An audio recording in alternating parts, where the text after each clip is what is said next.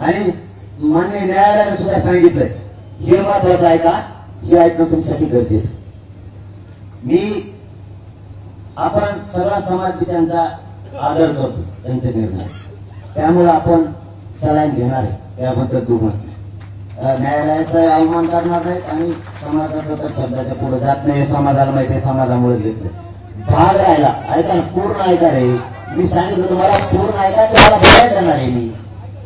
हे विषय महत्वाचा. पण माननीय न्यायालयानं निर्णय देताना त्यात असं सांगितलंय की माननीय चावडे डॉक्टर साहेबांनी माझी ट्रीटमेंट करायची. आता हे नाव कोणी सांगितलं माहितच नाही.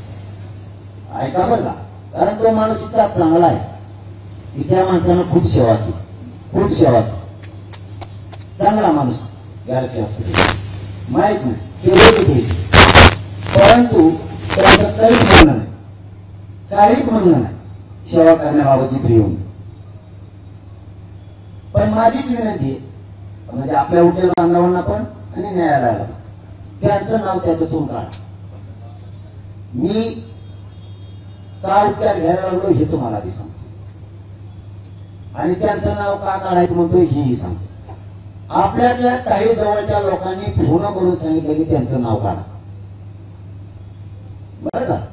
बहुतेक त्यांना सरकारने जवळ केलं, बहुतेक आपल्या परस्पर सांगितलं. पण तो माणूस चांगला आहे, त्याच्यापेक्षा आपणच सांगतो की ते जर आले तर मी त्यांच्या हातात उपचार घेणार नाही, कारण तो माणूस चांगला आहे.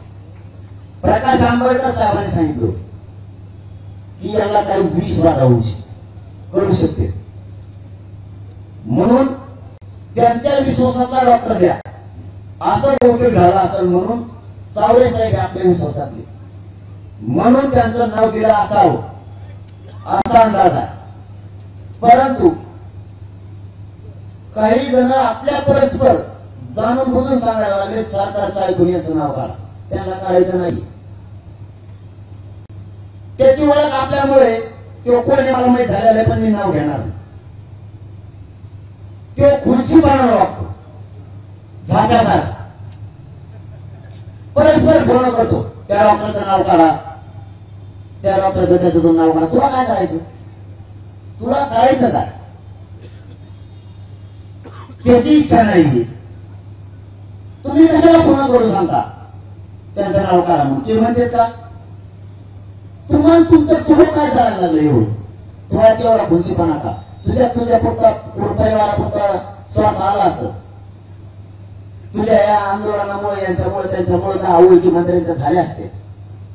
तुझ्या त्यांचं नाव काढायचं त्या ओळखींना सुद्धा सांगतो. बहुतेक रात्री एक बैठक झाली, ओळखीचा फोन गेला मुख्यमंत्र्याच्या, दुसऱ्या कारणासाठी गेला, पण हेच सांगायचं होतं. बहुतेक यांनी सांगितलं असेल त्याला की तुम्ही सांगा मग वकिलांना ते नाव काढायचं. बाबा तुला एवढं काय झालं, तू करू, तू इतका खुशी का वागवतो, तुझ्या झाप्यापणामुळं तुला कळतंय का काय होणार आहे. तू कशाला नाव काढ म्हणतो, तुला मराठा विरोधी गद्दारी शिक्का मारून घ्यायचा आहे, तू कमी शिक्का मारून घेतो तुला बळत.